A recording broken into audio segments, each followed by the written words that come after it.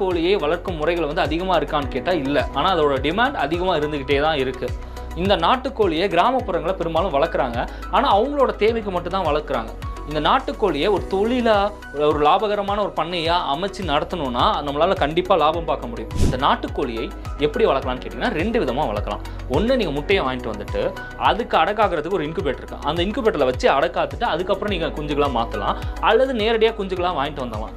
இப்படி 2 முறையில் இதை வளர்க்கலாம். இந்த வீடியோவில் நம்ம என்ன பார்க்க போகிறோம்னா, நாட்டுக்கோழியை எப்படி வளர்க்குறது, அது வளர்க்கும் முறை என்ன, அது எப்படி அடக்காக்கும், அது எப்படி முட்டையிடும், அதை எப்படி பராமரிக்கணும், அதுக்கு வரக்கூடிய நோய்கள் என்ன, அதோடைய சந்தை நிலவரம் என்ன, இதை பற்றி ஒரு கம்ப்ளீட் தகவல்களை இந்த வீடியோவில் நம்ம பார்க்க போகிறோம். வாங்க வீடியோக்குள்ளே போகலாம். இப்போ முதல்ல நம்ம என்ன பார்க்க போகிறோம்னா, இந்த கோழி குஞ்சுகளை வளர்ப்பதுக்கான அறையை எப்படி உருவாக்குறது.